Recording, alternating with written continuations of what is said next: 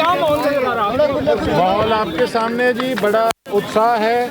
12-13 दिन कांग्रेस पार्टी, मुझे जो कहा गया था कि आपने जब तक आपकी टिकट अनाउंस नहीं होती आपने दिल्ली के अंदर ही रहना है, तो इस करके 12-13 दिन मैं यहाँ से एब्सेंट रहा। और लेकिन आपने देखा कि किस प्रकार से ये पूरे परिवार ने मेरा चुनाव उठाने का काम किया। एक तरफ पूरा धन बल कब से शुरुआत हो चुकी है और एक तरफ वही हमारा पसीना हमारे परिवार का, जिसने 12-13 दिन इलेक्शन को पूरा उठा के रखा। क्या लग रहा है आज कुछ नया गठबंधन हुआ है सिरसा में? कौन से वाला जी? इनेलो के साथ आपका जो पहले गठबंधन आप इनेलो कांडा के साथ, इस पे क्या कहना चाहते हैं? देखिए, चौटाला साहब मेरे आदरणीय हैं और जब इलाहाबाद बाई इलेक्शन के अंदर उन्होंने किसानों के पक्ष में अपना इस्तीफा देकर चुनाव लड़ने का काम किया था, तब ये जो सामने भारतीय जनता पार्टी ज्वाइन करके जो चौटाला साहब के सामने चुनाव लड़े थे, तो उस समय उन्होंने अपनी भूमिका क्या अदा करी थी? किसान विरोधी की। तो मैं ये समझता हूँ कि चौटाला साहब की सबसे बड़ी अचीवमेंट थी कि उन्होंने पूरे हिंदुस्तान में एक विधायक थे जिन्होंने अपना इस्तीफा किसानों के हक में देने का काम किया। और ये पीढ़ी दर पीढ़ी ये चीज़ें याद रहती हैं, ये चीज़ें भूलती नहीं हैं। लेकिन अगर इस तरीके के व्यक्ति को अगर INLD ने अपना समर्थन देने का काम किया है तो कहीं ना कहीं एक प्रश्न चिन्ह खड़ा हो गया है कि ये पार्टी जब इतना बड़ा बलिदान कर सकती है तो किसान हितैषी लोगों को समर्थन नहीं देना चाहिए था, जो मेरी सोच कहती है। गोकुल दिग्विजय चौटाला अभी बयान देकर के गए हैं ये पूरे गठबंधन की जो पटकथा है वो बीजेपी मुख्यालय में दिल्ली में रची गई थी और ये तीनों पार्टियां जो इकट्ठी होकर के आपके खिलाफ।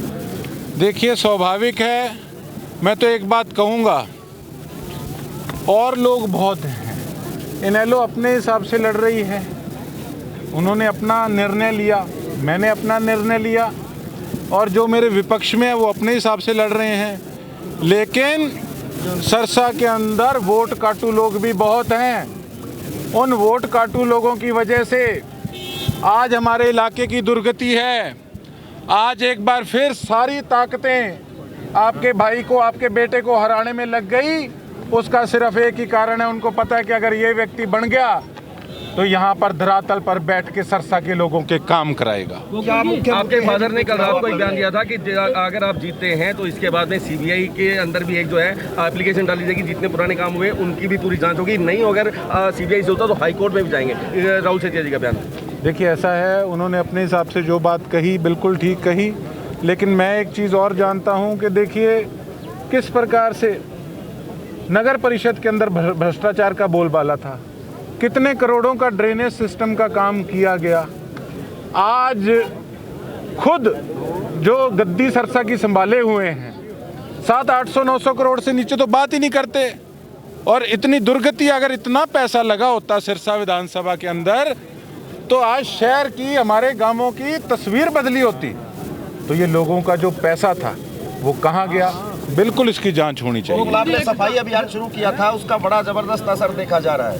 देखिए, ऐसा है, मैं एक बात जानता हूँ कि मैं क्षमा भी चाहता हूँ कि देखिए मुझे मौके पे दिल्ली जाना पड़ा और मैं भी मन में मेरे एक चीज़ थी कि यार इलेक्शन का टाइम चल रहा है और मैं 12 दिन वहाँ बैठा हूँ, तो इस करके मेरी तो पूरी मंशा थी कि मैं नॉमिनेशन तक सफाई अभियान को जारी रखूँ, एक एग्जाम्पल लोगों को बना के दिखाऊं कि सेवक सेवादार बोर्ड पे लिखाने से नहीं होता।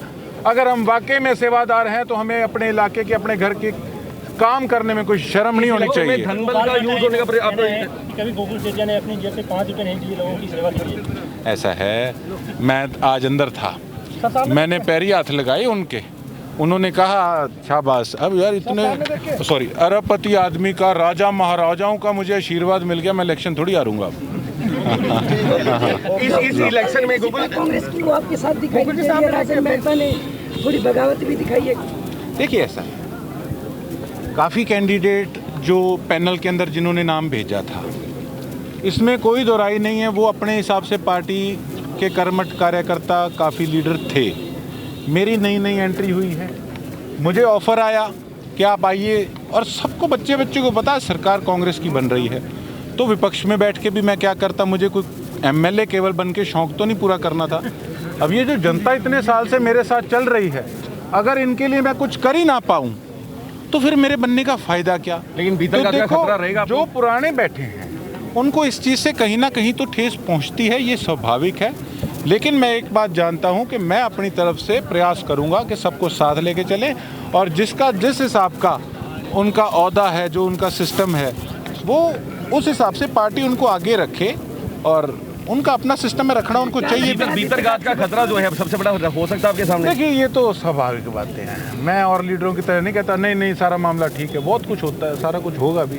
यहाँ धनबल का भी प्रयोग करने का पूरा यूज, क्योंकि ऐसी चर्चाएं जो हैं यहाँ तैर रही हैं हवा के अंदर कि गोकुल के नंबर अच्छे हैं, लेकिन धनबल का यूज करते हुए दूसरी पार्टी आगे। अगर धनबल यूज ना करें तो मेरे हिसाब से 300 से ऊपर नॉमिनेशन में आदमी नहीं आई उनके साथ, और बिलो 10,000 रह जाए। लेकिन ये मैं कोई बात घमंड में नहीं कह रहा, चाट ऐसी डाल दी, एरिया को नाश करके रख दिया। कहीं भी जाते हैं, मैं टिकट के चक्कर में 12 दिन बेशक दिल्ली बैठा था, हाईकमान ने रोका हुआ था, जो और इलाके के कैंडिडेट थे वो मेरे से चर्चा कर रहे थे, कहते आप कहाँ से भाई साहब? मैं कहा मैं सरसा से। जो जानते थे वो कहते भाई साहब आपके तो पैसा ही बहुत चलता है। ये छवि बना के रख दी हमारे इलाके की इन लोगों ने। गोकुल जी, आप सैलजा गुट में हो या उड़ा गुट में?